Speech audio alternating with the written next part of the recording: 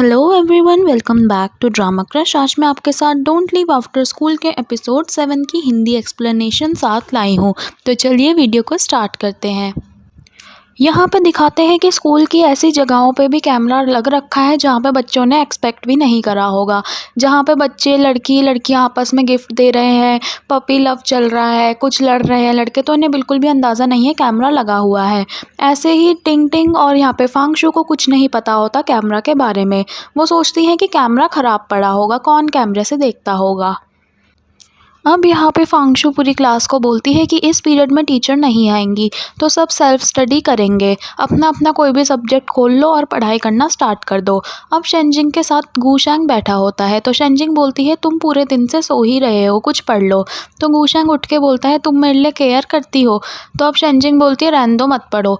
तो यहाँ पे गूशैंग फिर से लेट जाता है। अब यहाँ पे जो स्कूल का गार्ड कैमरा देख रहा होता है बोलता है कि क्लास 10 वाले ग्रेड 4 में एक लड़का सो रहा है। तो मैम बोलती है वो गूशैंग है, वो यहाँ पे बस एक सर्टिफिकेट डिप्लोमा के लिए ही पढ़ रहा है, उसको छोड़ो। तो अब यहाँ पे ये गार्ड उसको मैम को ही सब कुछ बता रहा होता है, जो कि उनकी प्रिंसिपल को ही बता रहा होता है। तो प्रिंसिपल को बताता है मैम एक लड़की कुछ लिख रही है, लगता है लव लेटर है, याओ ज़ीकी को कोई लिख रही है लव लेटर। तो पता लगता है टिंग टिंग ही अपना एक आराम से लव लेटर लिख रही थी। अब टिंग टिंग जब बहुत प्यार से लिख रही थी तो एकदम से दरवाज़ा पटकने की आवाज़ आती है। प्रिंसिपल अब अंदर घुस रही थी क्लास के, तो वो पेज फाड़ के अपने जैकेट के अंदर डाल लेती है। तो प्रिंसिपल अब टिंग टिंग के पास ही खड़ी हो जाती है। मैम सीधा बोलती है कि तुम किसको लव लेटर लिख रही हो। सब बच्चे मैम की साइड ही देखने लग जाते हैं।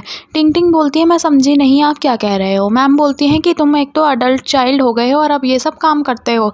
स्टडी के टाइम पे ये लव अफेयर चलाना चाहती हो क्या स्कूल में?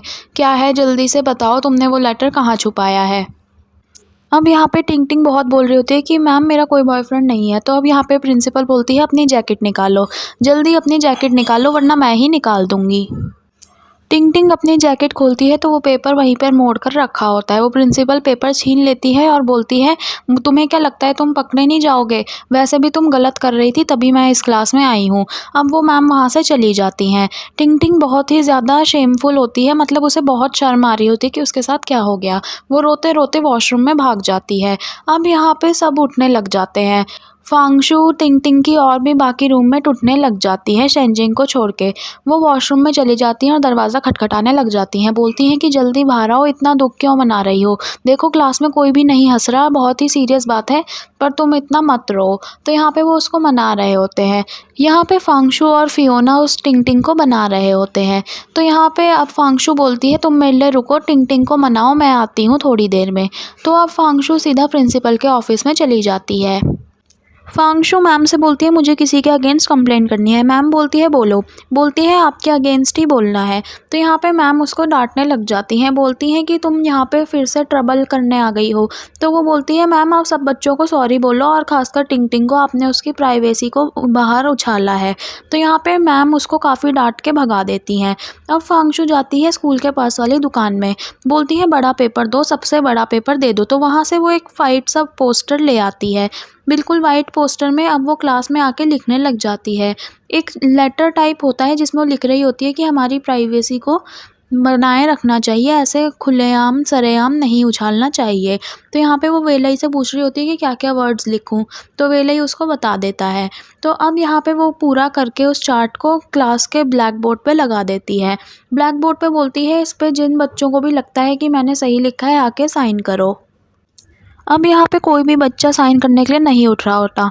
तो टिंग टिंग बोलती है हमें ये करना ज़रूरी है क्या, ऐसा ना करे तो ज़्यादा अच्छा होगा, वैसे भी हम री एनरोल स्टूडेंट हैं, मिस ली को वैसे ही हम नहीं पसंद और तुम ये सब प्लीज़ मत करो।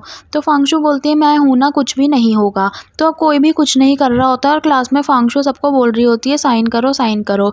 तो यहाँ पे अब शेनजिंग को गुस्सा आता है, वो कॉपी पटक के आ जाती है, बोलती है ठीक है मैं साइन कर रही हूँ। शेनजिंग उठती है तो पीछे से गूशैंग भी साइन करने के लिए आ जाता है। उसके बाद फियोना और एक और चश्मे वाला लड़का भी वहाँ पर साइन करने के लिए आ जाता है। ये सब लोग साइन करने लगते हैं। अब ये साइन करा हुआ लेटर वो सीधा प्रिंसिपल के पास ले जाती है। बोलती है मैं और भी साइन करवा लेती पर बच्चे आपसे डरते हैं, प्लीज़ आप सॉरी बोलो। तो यहाँ पे प्रिंसिपल बोलती है तुम मेरे को पीटना चाहती हो, आओ पीट के दिखाओ। तो यहाँ पे वो बोलती है कि तुम्हारे पेरेंट्स ने ऐसे गिड़गिड़ा कर यहाँ पर मेरे से माफ़ी मांगी थी ताकि तुम इस स्कूल में पढ़ सको, और तुम अब यहाँ पे ये सब कर रही हो टाइम पास करने के लिए। ये सब क्या हो रहा है? तुम्हारे पेरेंट्स ने इतने अच्छे स्कूल में इसलिए डाला है, बहुत बच्चों को इस स्कूल में जगह भी नहीं मिलती और तुम इस स्कूल में होकर ये सब कर रहे हो। अब यहाँ पे जो 2 चोटी वाली लड़की है जिसका नाम क्याओ माए है, उसके पीछे एक लड़का पड़ा होता है। तो अब वो क्याओ माए को बोलता है देखो तुम कपड़े तो बहुत अच्छे धोती हो पर फिर से मेरी ये सब कपड़े धो, क्योंकि इसमें मेरे को अपनी आत्मा रिफ्लेक्ट नहीं करती, मेरा सोल रिफ्लेक्ट नहीं करता। तो यहाँ पे वो ज़बरदस्ती उस लड़की को परेशान कर रहा होता है। अब वो क्याओ माए से बोलता है कि तुम क्या कर रही थी, इतना अच्छे से क्यों नहीं साफ़ करा? वो बोलती है मुझे पढ़ना भी होता है। तो क्याओ माए को वो कहता है अच्छा तुमने तो पेपर भी चुराए थे क्वेश्चन वाले और अब तुम्हें पढ़ना भी है, अच्छा मजाक कर लेती हो। तो अब वो बोलता है कोई नहीं, तुम ये सब साफ़ सफाई करो, पढ़ाई में तो हो ही अच्छी, अपने दोस्तों का भी ध्यान रखो मेरे जैसे। तो अब यहाँ पे वो लड़का उसको छेड़ने लग जाता है, बोलता है कि तुम्हें क्लास में भी वापस जाना होगा, कोई हमें ये सब करते हुए देख न ले, और उसके बालों को सूंघ रहा होता है वहाँ पर। अब वो लड़की जाने लग जाती है तो बोलता है क्याओ माए रुको तो सही, देखो तो सही मैंने जो तुम्हें बैग दिया है उसमें क्या है। तो उसमें उस लड़के का ही सामान होता है जो उस लड़की को धोना होता है। तो यहाँ पे वो फिर से उस लड़की के बालों में ही घुस रहा होता है और अब वो वहाँ से चला जाता है। इस लड़की को बहुत ज़्यादा गुस्सा आ रहा होता है। अब यहाँ पे कैंटीन का सीन आता है। गुशेंग फांगशु को समझा रहा होता है कि आज जो तुमने मैम के ऑफ़िस में जाके कुछ गलत ही करा है। देखो जब भी मैं उन मैम के ऑफ़िस में जाता हूँ तो मैं बस 2 वर्ड बोलता हूँ, यस मैम आप सही हो। मैं बस यही बोलता हूँ और तुम्हें भी यही बोलना चाहिए अगर तुम्हें बचना है। अब यहाँ पे वो ये बताता है कि देखो तुमने जो ये लेटर लिखवाया ये बेकार सा ही ऑप्शन था, ऐसा करते हैं कोई और प्लान सोचते हैं। तो यहाँ पे वो एक दूसरे के कंधे में हाथ डाल के मज़े कर रहे होते हैं। तो यहाँ पे वेले ही उनको घूर रहा होता है, शायद उसको जेलसी टाइप हो रही होती है। अब यहाँ पे इन सब लड़कियों के रूम वाला सीन आता है। यहाँ पे फांगशु की रूममेट फियोना आ रही होती है अपने बाल वॉश करते करते। तो यहाँ पे वो बोलती है कि ऐसा करूँगी ना, क्लास की जो यूनिफॉर्म है वही नहीं पहन के जाऊँगी। और यहाँ पे वो वैसे भी उस लड़की टिंग टिंग की यूनिफॉर्म ही निकाल रही थी, क्यों ना मैं यूनिफॉर्म ही ना पहन के जाऊँ। तो यहाँ पे शेनजिंग बोलती है हाँ ये अच्छा आइडिया है, वैसे वो लेटर से तो 100 गुना ज़्यादा अच्छा आइडिया है। तो फांगशु अब सोच में पड़ जाती है कि अब आगे जाके मैं क्या करूँ, ये अच्छा आइडिया है। अब अगले दिन फांगशु क्लास में आती है, बोलती है कि वो जॉइंट लेटर वाला बिल्कुल ही बेकार आइडिया था। अब मेरे पास एक बहुत अच्छा आइडिया आया है। जैसे कि टियान टियान को उन्होंने कैमरे में देखा था कुछ लेटर लिखते हुए, तो टियान टियान को अजीब लग रहा होता है। फांगशु उसी की बात कर रही होती है। तो वो बोलती है जैसा टियान टियान के साथ हुआ है आगे जाकर किसी और के साथ ना हो, इसलिए हमें कुछ करना पड़ेगा। ऐसा करते हैं अपनी यूनिफॉर्म आज से नहीं पहनेंगे। अब यहाँ पे गुशेंग जोश जोश में अपनी यूनिफॉर्म निकाल देता है। फियोना गुशेंग को देख के अपनी यूनिफॉर्म निकाल के डेस्क पे पटक देती है। वेलई भी उठ जाता है और अपनी यूनिफॉर्म पटक देता है। अब यहाँ पे सारे बच्चे वेलई को देख के एकदम से उठते हैं और सारी यूनिफॉर्म उतार देते हैं।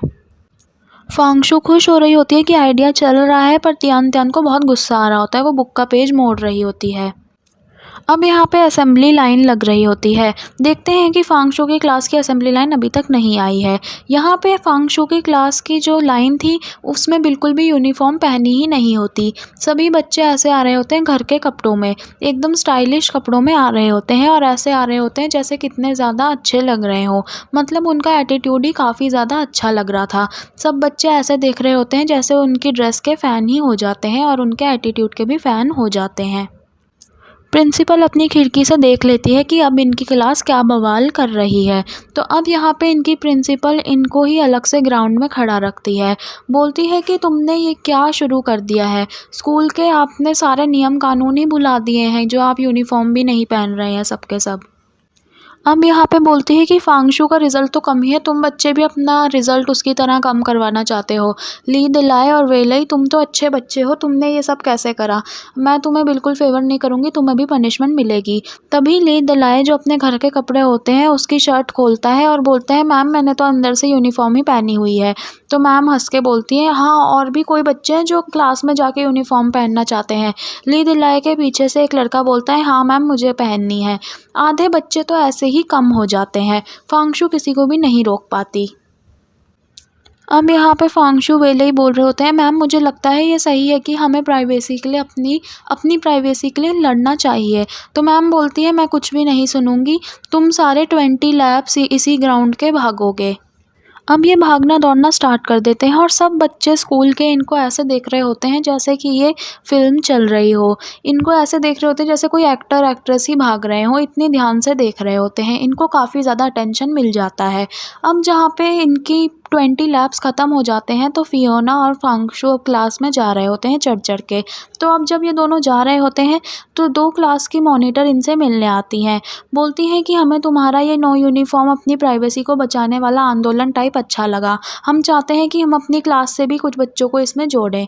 तो फांगशु बोलती है, हाँ मैं ज़रूर तुमको बता दूँगी इसके बारे में, तुम ज़रूर आ सकती हो इस आंदोलन में हमारे साथ, जो कि हम स्कूल में ही कर रहे हैं। तो यहाँ पे वो फियोना बोलती है कि फांगशु तुम तो बहुत ही ज़्यादा फ़ेमस होती जा रही हो। अब यहाँ पर तियान तियान भाग-भाग के काफ़ी ज़्यादा थक जाती है, तो वो वॉशरूम में ही मुँह वगैरह धोने आई होती है। तो अब वो बाहर निकलती है तो जो उसका क्रश होता है, उसी के दोस्त उसका मज़ाक उड़ा रहे होते हैं। बोलते हैं, तो वही लड़की है ना जो लव लेटर लिख रही थी सरेआम और कैमरा में पकड़ी गई थी। तो यहाँ पे तियान तियान को बहुत ही ज़्यादा शर्म आ रही होती है। अब फांगशु अपने रूम में आती है, फियोना और तियानतिंग वहीं पर बैठी होती हैं। तो यहाँ पे तियान बोलती है कि तुमने आज क्या करा? तो फांगशु बोलती है कि क्लास 3 की लड़कियाँ लीडर जो हैं वो भी इस यूनिफ़ॉर्म ना पहनने वाले आंदोलन में पार्ट लेंगी। तो अब यहाँ पे टिंग टिंग बोलती है कि उस क्लास में तो मेरा क्रश ही रहता है, तुमने उस क्लास तक ये बात पहुँचा दी। मुझे लगता है तुमने ये करके मेरे ऊपर और भी बोझ डाल दिया है। पूरी जगह पर मेरी ही अब यहाँ पे गॉसिप चल रहे हैं, सब मेरे बारे में ही मज़ाक उड़ा रहे हैं। तियान तियान बोलती है, ये सब करने से पहले तुम कम से कम मेरे से तो पूछती, क्योंकि तुमने ये सब मेरे लिए ही करा है। अब यहाँ पे फांगशु बहुत ज़्यादा दुखी हो जाती है। अब वो यहाँ पे दूसरी क्लास के मॉनिटर को बोल देती है कि मैं तुम्हारे साथ कोऑपरेट नहीं करूँगी, ये वाला आंदोलन तुम अपनी क्लास में मत चलाना, ये मैं बंद कर रही हूँ।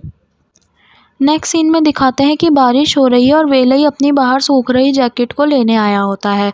तो वहाँ पे वो देखता है वहीं पे फांगशु बैठी हुई है। वो भी फांगशु के साइड में आकर बैठ जाता है। फांगशु को वो बोलता है कि ये जैकेट ले लो, इसे पहन कर चली जाना। तो यहाँ पे फांगशु बोलती है थैंक यू, तो वो बोलता है कोई नहीं, कल लौटा देना जैकेट। फांगशु बोलती है जैकेट के लिए नहीं, जो तुम मेरे लिए खड़े हुए, इस वाले नॉन यूनिफॉर्म वाली चीज़ के लिए खड़े हुए, मुझे बहुत अच्छा लगा, क्योंकि तुम बहुत ही मैम के फेवरेट स्टूडेंट हो और तब भी तुमने ये वाला रिस्क लिया, तो बहुत ही अच्छा लग रहा है मुझे, मैं बहुत ज़्यादा टच्ड हो गई हूँ। अब यहाँ पे वेलई बोलता है हाँ हाँ ठीक है, अब वो यहाँ से चला जाता है। नेक्स्ट डे क्लास का सीन आता है। फांगशु ने वेलई की जैकेट सही सलामत उसके डेस्क पे ही रखी होती है। अब यहाँ पे उनके क्लास टीचर आकर कहते हैं कि क्या तुमने मुझे मिस करा था? सारे बच्चे बोलते हैं नहीं सर। तो वो बोलते हैं कि तुम मेरे जाते ही इतने ज़्यादा एक्टिव हो जाते हो, बिल्कुल ही मच्छी बाज़ार बन जाता है। तो यहाँ पे सर को अच्छा लग रहा होता है कि बच्चों ने कुछ अच्छा स्टेप लिया है, तो वो कहते हैं कि फांगशु मुझे एक स्क्रू ड्राइवर दो, और अब वो यहाँ पे स्टूल पे खड़े होके कैमरा को निकालने लग जाते हैं। तो तभी वहाँ पर प्रिंसिपल आ जाती हैं, बोलती हैं कि सर आप क्या कर रहे हैं, और ज़ोर से चिल्लाती हैं। सर वहीं पे गिरने को हो जाते हैं। नेक्स्ट सीन में दिखाते हैं कि प्रिंसिपल के ऑफिस के बाहर ही सब खड़े हैं सर को, क्योंकि प्रिंसिपल से डांट पड़ रही होती है। अब यहाँ पे वेलई फांगशु के पास आकर कहता है देखो टेंशन मत लो, वो सर काफ़ी ज़्यादा सही है, वो बहुत स्मार्ट पर्सन है, निकल जाएंगे इस मामले से। तो फांगशु बोलती है हाँ सर स्मार्ट हैं। तो तब तक इनकी बात हो रही होती है कि सर आ जाते हैं बाहर, सब बच्चे वहीं खड़े होते हैं।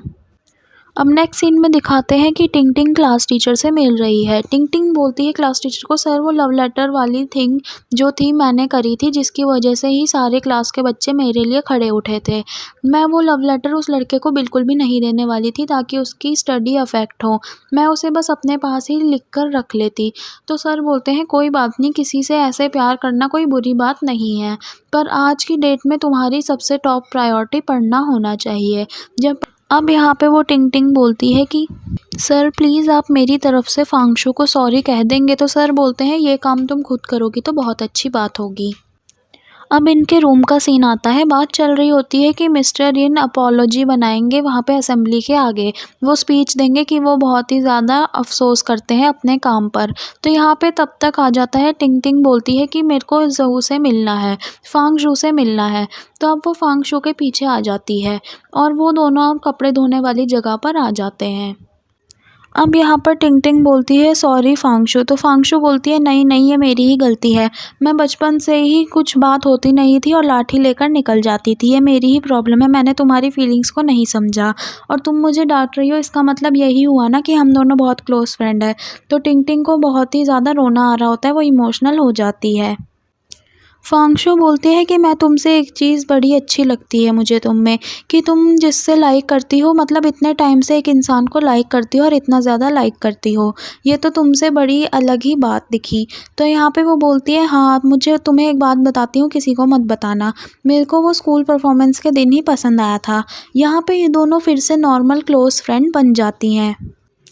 अब यहाँ पे असेंबली हो रही होती है, तो यहाँ पे सबसे हेड प्रिंसिपल बोलते हैं कि एक सर ने थोड़ा गलत काम करा है स्कूल के प्रेमिसेस को नुकसान पहुंचाकर। तो अब वो असेंबली में सारे स्कूल के आगे माफ़ी मांगेंगे। तो अब यहाँ पे इनके क्लास टीचर माफ़ी मांगने लग जाते हैं। लास्ट में बोलते हैं देखो ये हमारा आखिरी साल है, मैं अपनी क्लास का जो एंथुसियाज़म है और जो उनका उत्साह है वो बर्बाद नहीं करना चाहता। तुम अपना उत्साह ऐसे ही बरकरार रखना। यहाँ पे वो स्पीच ख़त्म करके अब क्लास में जाने लग जाते हैं। जब वो क्लास में आते हैं तो सभी बच्चे उनके लिए तालियां बजा रहे होते हैं, किसी की तालियां रुकी नहीं रही होती।